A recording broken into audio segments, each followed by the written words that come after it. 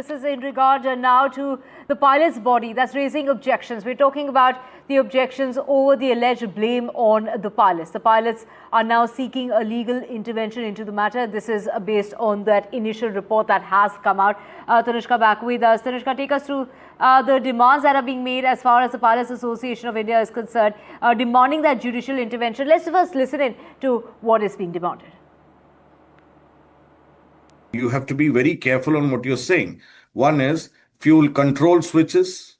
You need an intent, you need an action to cut it off or put it to run. Now you could do that following a checklist. And loss of thrust on both engine checklist demands that you do it.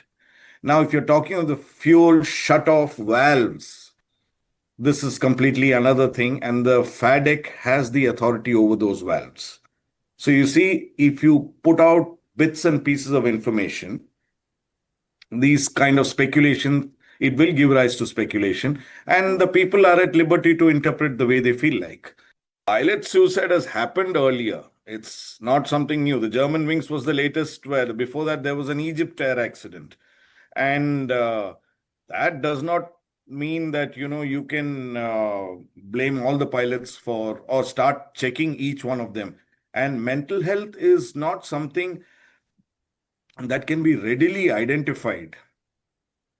Now, if you just leave doctors loose on the pilots, half of them will turn out to be, because the markers are not very objective. So I don't believe that we should go down that track, because firstly, you are assuming that the pilot had mental health issues, which may or may not be correct. Tanushka with us. Tanushka, take us to the demands of the Pilots Association. Right, Divya, I earlier spoke with the president of the Pilots Association of India, Captain Sam Thomas, as we just heard him as well.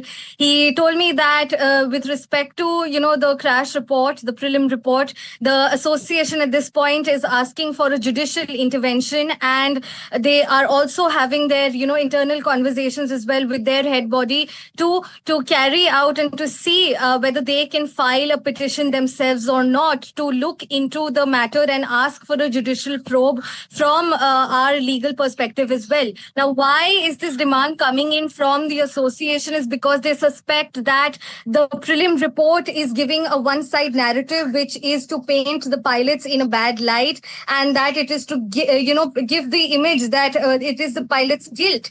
And they say very categorically in their statement that they reject this sort of a narrative and this idea. As we just heard Captain Thomas also say that pilot suicide is also something that is in speculation and is in talk, but these kind of theories are completely rubbish. And he says that there needs to be transparency and a fair sort of a process for which they also demand that at the very least some line pilots should be included in the investigation process as part of the probe, at least as observers. So, this is one of their demands. Second being that of the investigation process being more transparent, more open. These sort of narratives or, the one-sided ways of, that the report speaks of in their understanding that the blame is coming entirely onto the pilots should not happen. And a judicial intervention is also what they call for at this point.